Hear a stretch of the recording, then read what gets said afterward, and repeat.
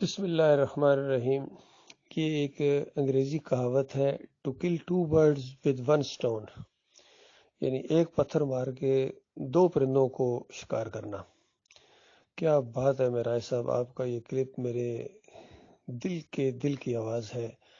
آپ نے ایک کلپ کے اندر ان دو فریبکاروں کا جس انداز سے ذکر کیا ہے اور جس انداز سے ان کی کھال اتاری ہے اور جس انداز سے ان کو فریبکار ثابت کیا ہے اور آپس میں ایک دوسرے کا معاون ثابت کیا ہے، محمد حنیف اور سعید احمد کو، یہ کلپ میں انشاءاللہ اپنی طرف سے یوٹیوب کے اوپر چڑھاؤں گا۔ یہ ایسا بیان ہے، یقین کیجئے کہ ان لوگوں کے اوپر بالکل حجت تمام ہے، ان کے مقلدین کے اوپر حجت تمام ہے، اور حیرت ہوتی ہے اب ان کے اوپر کہ ان فریبکاروں کو یہ اپنا لیڈر مانتے ہیں، اور پوری طرح وہ بات اللہ کی ان کے اوپر چپک گئی کہ والذین کفروا اولیاءہم الطاغوت، کہ جو کافر ہوتے ہیں وہ ان طاغوتوں کو اپنا لیڈر مانتے ہیں، اپنا امام مانتے ہیں، اپنا امیر مانتے ہیں۔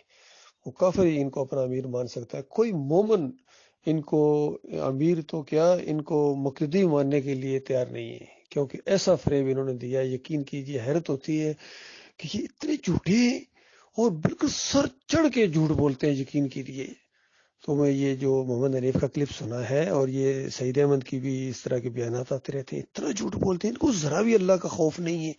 واقعات کو، جو ایسے واقعات ہیں ان کو بیان کرتے ہیں۔ کل کے اس بیان کے اندر جو محمد حنیف نے کتنا بڑا جھوٹ بولا میرے بارے میں، کہ وہاں بیٹھا ہی نہیں، وہاں ٹکا ہی نہیں، حالانکہ یہ جانتا ہے کہ میں آدھا گھنٹہ وہاں بیٹھا ہوں اور پوری طرح اچھے ماحول کے اندر بڑے ادب و احترام کے ساتھ ان سے میں نے گفتگو کی، کہیں چڑھ نہ جائیں۔ اور وہاں یہ سجدے کا بھی ذکر ہوا پوری طرح، اور پھر میں نے ان کو یاد بھی دلایا، میں نے کہا یہاں ہی بیٹھے ہوئے پچھلے سال تو آپ کہہ رہے تھے کہ ہمارا وہی موقف ہے جو 17 نمبر حبل اللہ کے اندر ہے، اور 17 نمبر حبل اللہ کے اندر لغوی معنوں میں مانا گیا ہے، اور 17 نمبر حبل اللہ کے اندر کہا گیا ہے کہ رہا وہ معروف سجدہ، یعنی جو عام سجدہ جس طرح ہوتا ہے، یہ تو ہر شریعت میں حرام ہے، شرک ہے، خارج از امکان ہے، یہ لکھا ہوا ہے۔ تو پچھلے سال تو آپ نے، یعنی 2016 میں جب میری آپ سے ملاقات ہوئی تھی، تو آپ نے یہ اقرار کیا تھا۔ تو محمد حنیف صاحب کہتے ہیں کہ اب ہم اس میں امینڈمنٹ کریں گے، یہ الفاظ ہیں محمد حنیف کے، امینڈمنٹ کریں گے۔ اور ظاہری بات ہے، پھر اس نے اپنی تفسیر کے اندر اس میں جو کچھ لکھ دیا وہ امینڈمنٹ ہے، یعنی اس میں تبدیلی ہے۔ تو عقیدے کے اندر تبدیلی کس نے پیدا کی میرے بھائیوں؟ امینڈمنٹ کس نے کی؟ خود سوچو اللہ کے بندو، اتنی سادہ سی بات آپ کی سمجھ میں نہیں آ رہی ہے؟ تبدیلی کس کے اندر آئی؟ من النور الی الظلمات کون ہوا؟ کہ نور سے، ایمان کے نور سے الی الظلمات، یعنی اندھیروں کی طرف، کفر و شرک کے اندھیروں کی طرف کون گیا؟ اور کون ہے جو اسی دعوت کے اوپر قائم ہے؟ اور پھر فریب کری محمد حنیف کی دیکھو، کہتا ہے جب حق کی دعوت اٹھتی ہے تو پھر شیطان کے چیلے اس کی مخالفت کرتے ہیں۔ حق کی دعوت کس نے اٹھائی تھی؟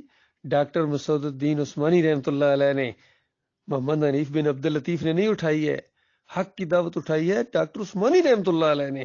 اور پھر ظاہری بات ہے، جہاں بریلویوں نے، دیوبندیوں نے، اہل حدیثوں نے کیڑے نکالے ہیں، وہاں محمد حنیف نے بھی کیڑے نکالے ہیں۔ یہ ہوا ہے اصل میں تو اسی دعوت کے اوپر قائم ہوں اور انشاءاللہ قائم رہوں گا، اسی کے لیے جیوں گا، اسی کے لیے مروں گا۔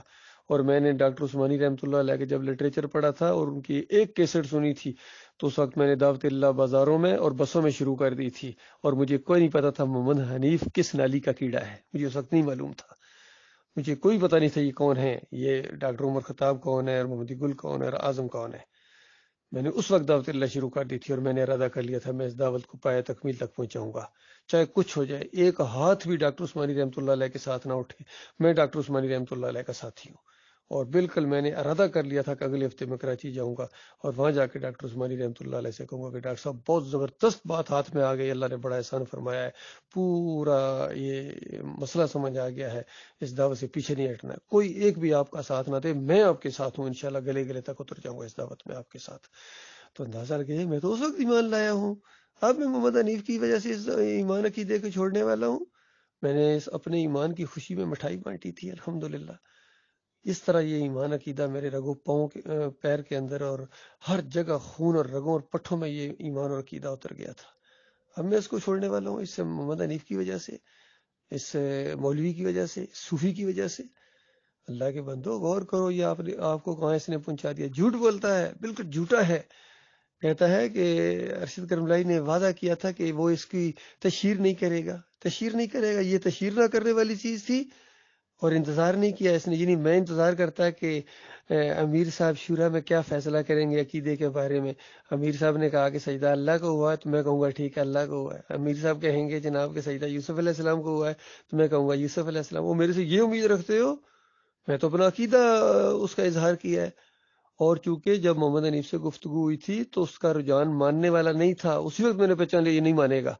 تو اس وجہ سے میں نے اس کی آگے پیچھے دوسرے سائبر رائے لوگوں کو بیان کرنا شروع کر دیا. اور ساتھ بڑی بات یہ ہے کہ اس محمد حنیف نے اتنی بڑی خیانت کی. میں نے اس کے ہاتھ میں جو مضمون پکڑایا جو سجدہ تعظیمی کا شرک کی شکل میں کتابچہ چھپ چکا ہے، پرنٹ ہو چکا ہے، اور یہ شورا کے نام تھا.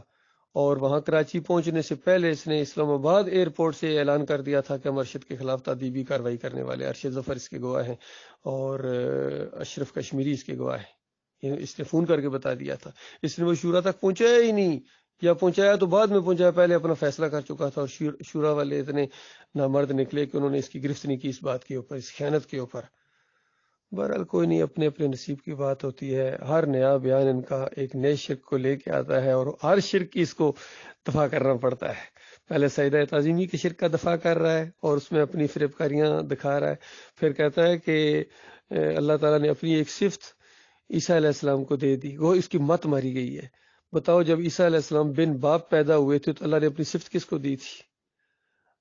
جب عیسیٰ علیہ السلام کو رفع کیا گیا، اٹھایا گیا جسم کے ساتھ، اس وقت اللہ نے اپنی صفت کس کو دی تھی؟ اور اللہ تعالیٰ جب عیسیٰ علیہ السلام کو دوبارہ اس دنیا میں نازل کرے گا، اوپر سے نزول ہوگا، نزول عیسیٰ، تو بتاؤ اس وقت اللہ نے اپنی صفت کس کو دی ہے؟ وہ اللہ اپنی صفت نہیں دیتا ہے. معجزہ اللہ کا فعل ہوتا ہے، اللہ کی طاقت اور قدرت ہوتی ہے، حکمت ہوتی ہے، اور جس انداز سے بھی اللہ تعالیٰ وہ چیز ظاہر کرتا ہے.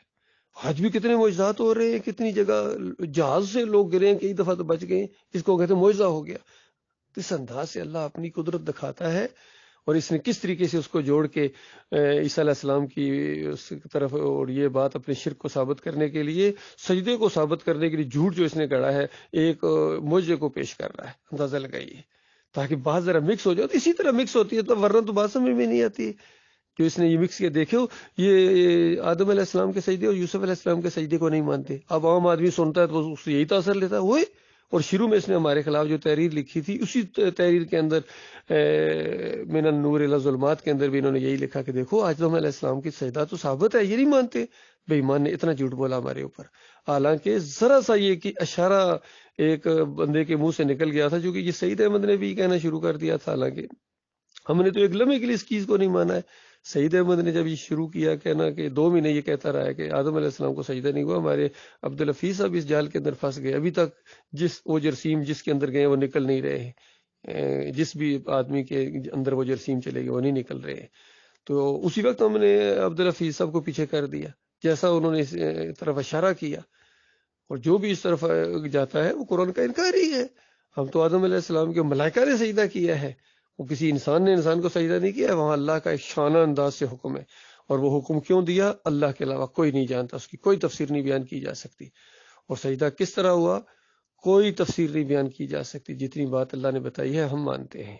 ادھر سے انہوں نے پھر یہ اب کہنا شروع کر دیا، کبھی سہیل خان بھی یہ یوسف علیہ السلام کو بھی سجدہ ہوا، کیوں ہوا، کیسے ہوا، ہم نہیں جانتے. حالانکہ پہلے کہہ چکا ہے، کہتا ہے کہ یوسف علیہ السلام نے تکلیفیں بہت اٹھائی تھی جس کی وجہ سے اللہ نے سجدہ کرا کے ازالہ کر دیا. اور محمد حنیف لکھتے ہیں یہ انوکھا سجدہ ہے، یہ فقید المثال سجدہ ہے. ایسے اس طرح کے الفاظ بولتا ہے. اور کہتا ہے یہ سجدہ تعظیمی ہے، یہ اللہ کی مشیت ہے، اللہ کا حکم ہے. یہ مرو گے تو پھر پتہ چلے گا. اور جو مر گئے وہ وہاں پہنچ گئے ہیں، چاہے خالد عزیز ہوں، چاہے صابر علی ہوں، چاہے اس کی اپنی بیوی ہو، جو بھی کفر شرک کے اوپر مرے گا ہمیشہ کی آگ کے اندر رہے گا. یہ اللہ کا آخری فیصلہ ہے. برحال اللہ کا لاکھ لاکھ شکر ہے، اللہ تعالیٰ نے اس گن سے ہمیں نکالا ہے. اور مخلص مومن ہمیں اللہ تعالیٰ نے عطا فرمائے ہیں اور عطا فرما رہا ہے، جن کے دلوں میں اللہ کا وقار ہے، اللہ کی عزت ہے. ہم انشاءاللہ اسی کے اوپر قائم ہیں، اسی کے اوپر قائم رہیں گے. ایمان خالص کے لیے جئیں گے اور ایمان خالص کے لیے مریں گے. اللہ تعالیٰ اس کی توفیق عطا فرمائے.